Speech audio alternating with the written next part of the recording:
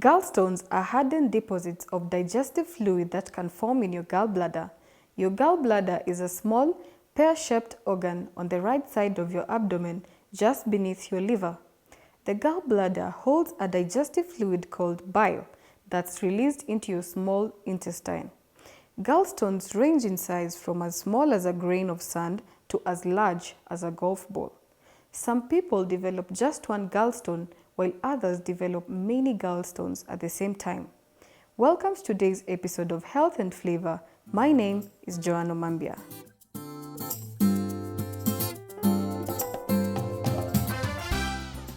We have to take water and maintain, to keep on practicing or doing our exercises.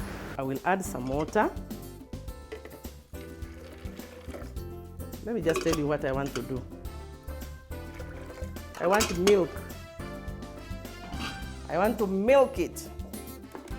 I want to make milk out of fresh maize. The most effective way to prevent gallstone disease in the long term is to control one's weight. Gallstones affect 10 to 15% of Africans, and about 800,000 people a year have operations to remove their gallbladder because of gallstones. Here are a few reactions we gathered from people in Nairobi about gallstones. Hi, what's your name? Norman? Do you know what gallstones are? No, I don't. Hi, what's your name? My name is Stacy Ngugi. Do you know what gallstones are? No, I don't know what they are. I'm not so sure about them, but normally if you keep on hydrating your body, normally our kidneys, they're well known for we have to take water and maintain to keep on practicing or doing our exercises so as to, I don't know, maybe to get rid of the stones in our kidneys.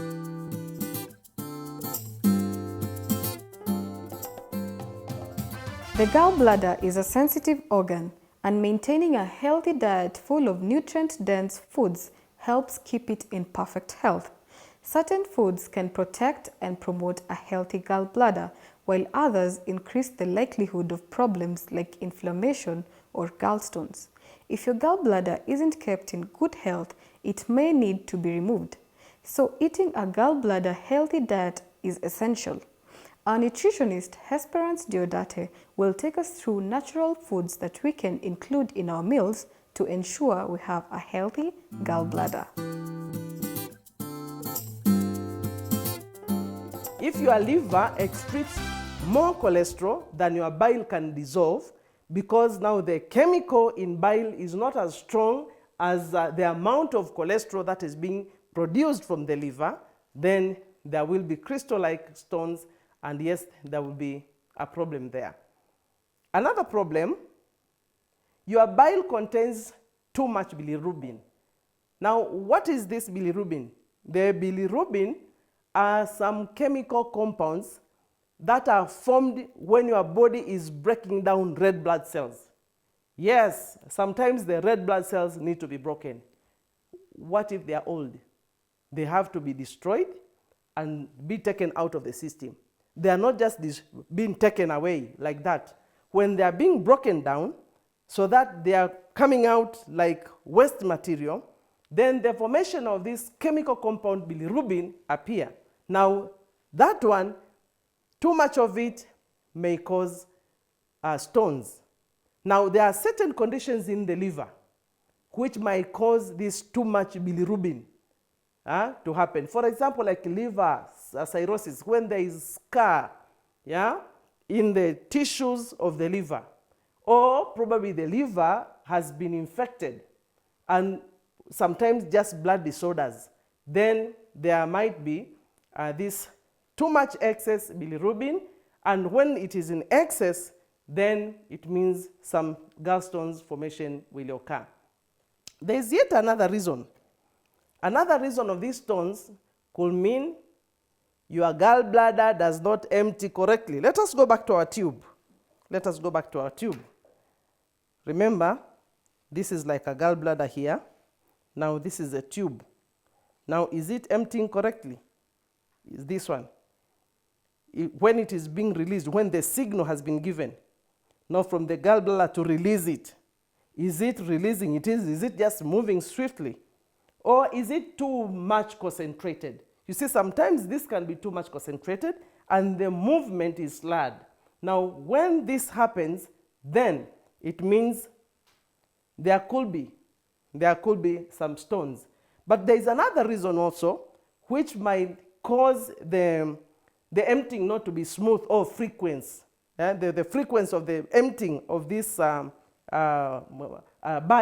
not to be frequent, especially when your meals are not consistent.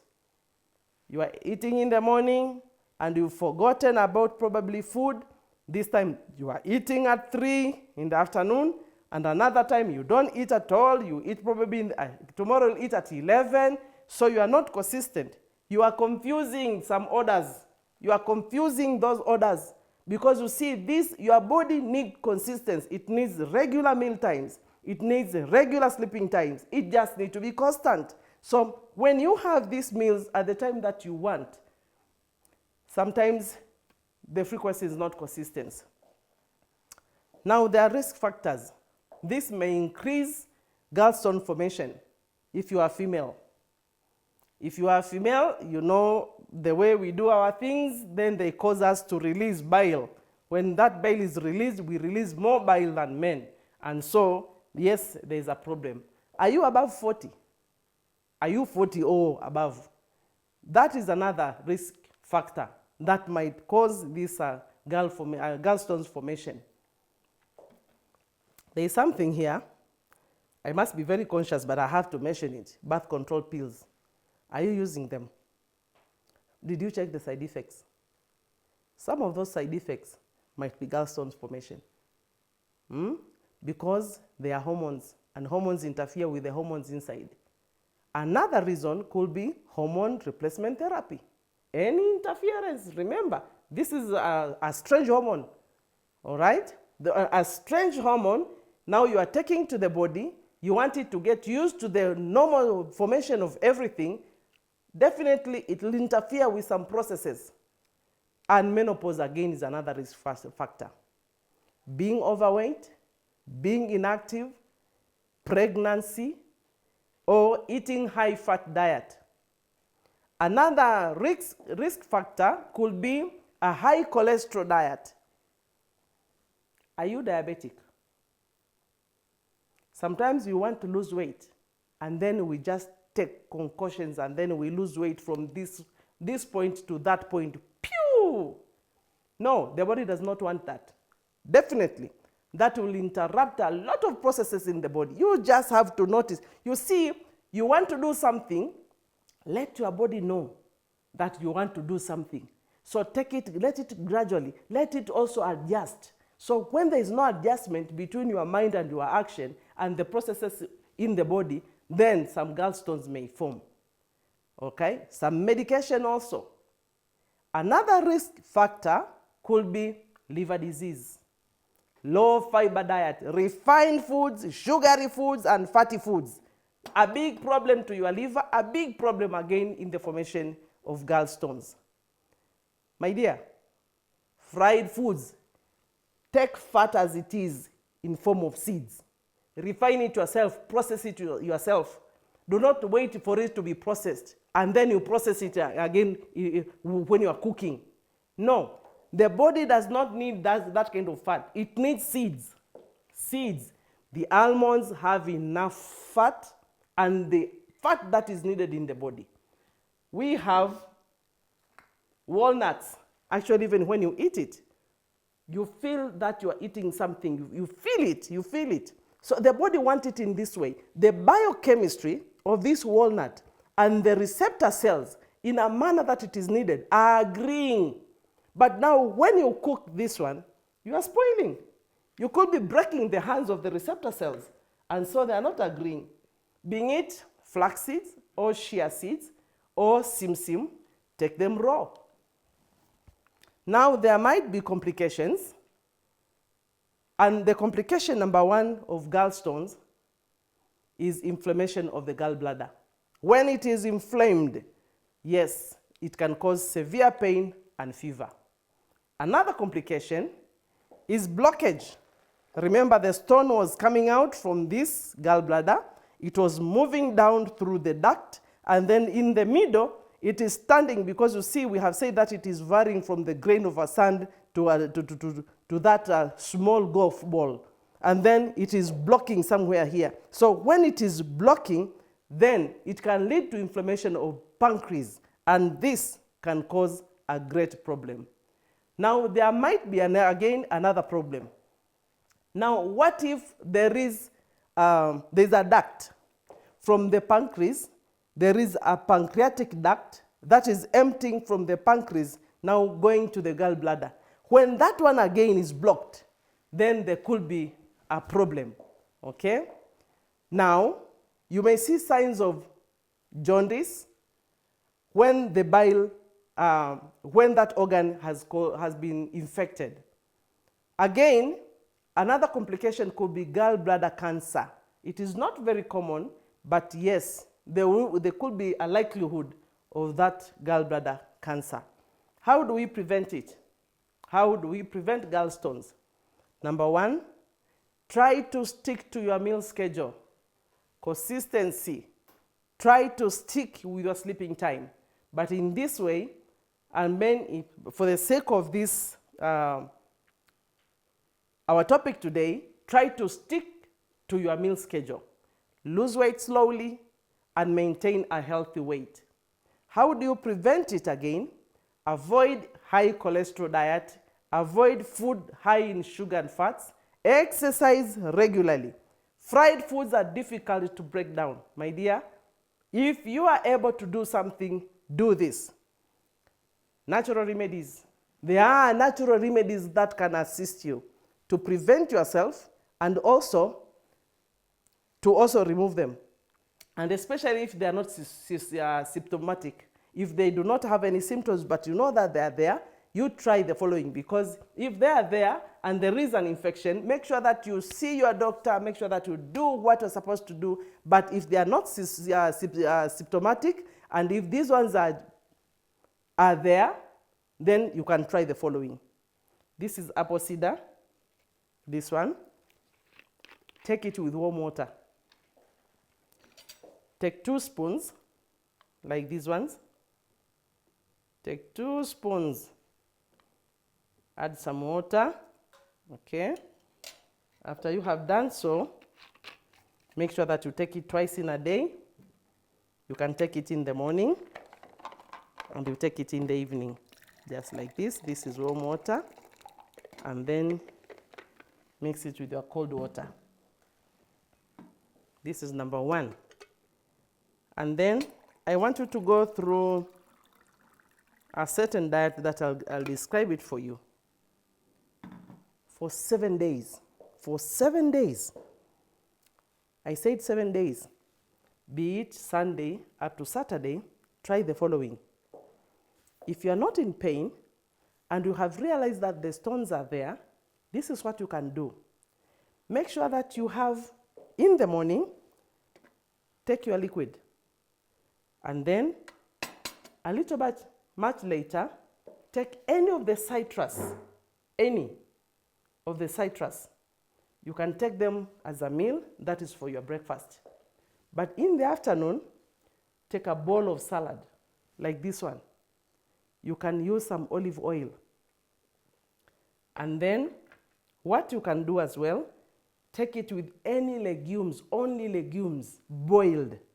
You can sprinkle some little salt when you are cooking it, not when it is on the table. And then you take it just little with a big salad. And that is your afternoon meal.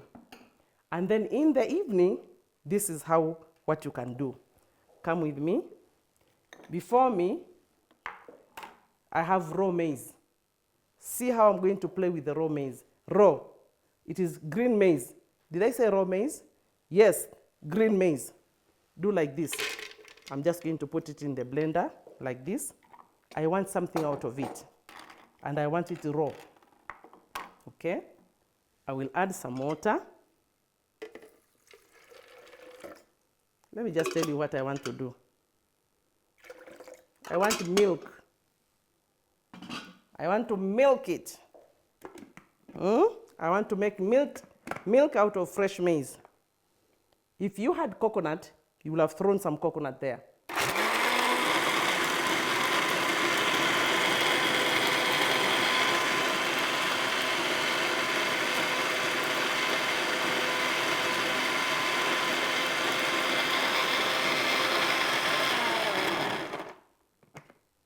I have the milk already. What I want to do, I want to sieve it. You see the milk? This is maize milk. If you think that you only have one source of milk, today you have seen another one. You can also add some almonds. They will also give you very good milk. And I want to empty everything that is here because I want to use this blender again. I want to use it. Okay. And then I want to add 1 or 2 ripe banana to sweeten the milk. I will add 2. Just because you want to go raw, you want to use natural remedies, does not mean that you shouldn't eat something that is not sweet. Play with your fruits, okay? I also want to add some raisins in this one. Wow. And then I will add something else. This is mint, very friendly to what we want to do. We want to remove them, we don't want them. We do not want stones, so I've just added mint. But as I've told you, we want something healthy. These are nuts. Remember, for the whole of this week, we are not cooking anything except just some very little legumes in the afternoon with a lot of those. And then I will take some 2, these are 3 walnuts. Done. Then I'll tell you what I will do with this milk. Take it back. Now, I don't know what you will call it, but I want to call it the same maize milk. Okay. And then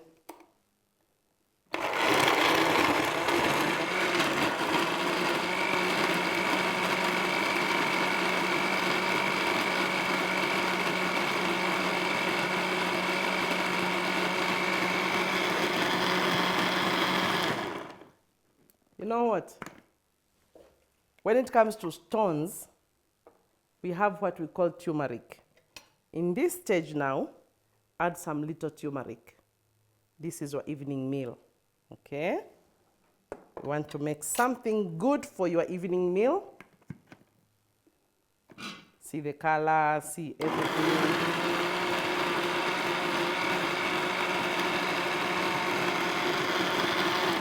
Done. You know what I've just made? Before me, I have whole grain oats. Not just some kind of oats, but whole grain. And even this one, I want to sweeten it a little bit. This is your meal, and definitely it is not very late at night. And as it is, I want to add this concoction here. Hey, maize milk. You can add some apples. Apples are also very good. Now with this one, take it as your evening meal. Take it early before you go to bed, like 2 hours, 3 hours. Then eat it. See? It is raw. You have not cooked, but it is very good. So for a whole week, just do this. Let me add some more. For a whole week, do this. Eat this. You can add some more apples. And as you are eating what I've told you for a whole week, I will tell you what you should do the 7th day. On the 7th day, blend something. Blend the pawpaw leaves early in the morning, and just take green juices, whatever, spinach juice, moringa juices, and if you have, what are these? The green beans, the beans leaves, you have the sweet potatoes leaves, and you have the terere leaves, You have the Chinese leaves, and when they are indigenous, the better. So the whole day, just go green as we green every time, green in the afternoon and green in the evening, green and green and green the whole day. Do not forget the moringa. You know what will happen in the evening? If you feel some pain, that thing is coming out. It is coming out. So even before it happens, take the lemon juice, and mix it with the apple vinegar and the olive oil, mix it and drink it, and then lie on your right hand side with your right leg folded like this. Then lie down for some 45 minutes, and then good night. You know what will happen? They will be out. Just do it. They'll be out. When we are doing natural remedies, and especially because it is not infectious, you do not carry within your body some side effects of some medication that we are using. No, we go natural. By doing that, we are also feeding our brain, we are feeding our hearts, we are feeding our pancreatic cells, we are working on our kidneys, we are working in harmony with your body. The blood will appreciate, your muscle cells will appreciate. There is no side effect in whatever you are doing. Make sure that you hydrate yourself very well, and make sure that you exercise as required, and make sure that whatever you are supposed to do to this body, just do it. You need dietary changes. There are some things that you just need to stop. Eat more fruits, eat more vegetables, and eat them raw. These green leafy vegetables are very friendly. They will protect you. But something else that you can do, if you want starch, make sure that you have whole grain. Look for them wherever they are found. Whole grain oats, whole grain wheat, whole grain millet, whole grain sorghum, whole grain maize. You can make whatever you want to make, but if you are making it raw, the same way you have seen me making food with whole grain, fresh maize, then you are doing yourself a great favor. The whole body will appreciate what you are doing, and it will be very good. Peppermint tea and hot water bottle, if there is some pain, it will have done a very good thing. If you want to be healthy and to be in harmony with your environment and with your body, learn the natural remedies. They are very helpful because they work in harmony with the whole body. I'm praying that will be blessed, and I'm praying that will learn more. You will search more, and that will stay healthy. Because if you take care of your gallbladder, then you will have taken care of your liver, because this body is one. Thank you very much.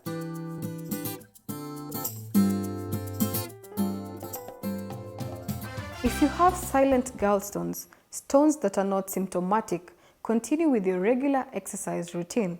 Exercise helps you lose weight, which reduces your risk of developing symptomatic gallstones. A steady pattern of exercise along with a moderate calorie, low-fat diet may lower the risk of symptomatic gallstones above and beyond the effects of losing weight alone. In this segment, Dr. Fesahat Tsegaye, who is a public health specialist, will give more insights on how to prevent yourself from suffering gallstones. Hi, and welcome to today's discussion on gallstones. My name is Dr. Fesahat Tsegaye, a medical doctor, and I am also a public health specialist. I will emphasize on a few more points on this topic that will help you manage your lifestyle and prevent gallstones. Weight reduction in obesity is associated with gallstones formation risk. Lose weight gradually, not rapidly. The most effective way to prevent gallstone disease in the long term is to control one's weight. One of the main environmental exposures contributing to gallstone formation is the nutritional exposure. The progressive increase in the prevalence rate of gallstones during this century supports the role of lifestyle and dietary factor in gallstone pathogenesis. Diets that are high in calories, low in fiber, and high in refined carbohydrates also increase the incidence of gallstones. Regular exercise, in addition to facilitating weight control, alone or in combination with dieting, improves several metabolic abnormalities related to both obesity and cholesterol gallstones. Not only vigorous physical activity, but also moderate forms of exercise, such as brisk walking, are associated with a reduced risk of stone formation. Gallstones can also occur when the gallbladder does not empty into the common bile duct completely or often enough.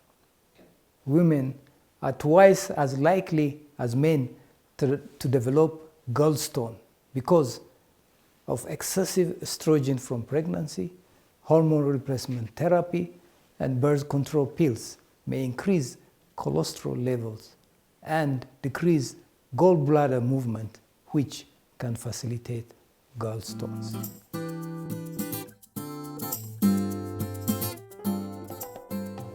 If you don't have gallstones, moderately intense exercise can lower your risk of developing them, and if you do have them, it can lower your risk of developing symptomatic gallstones.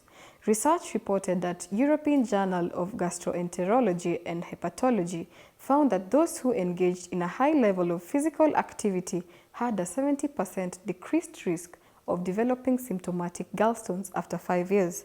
Those who exercise less intensely also have a decreased risk of acute symptoms of gallstones. Let's now recap on the lesson of the day.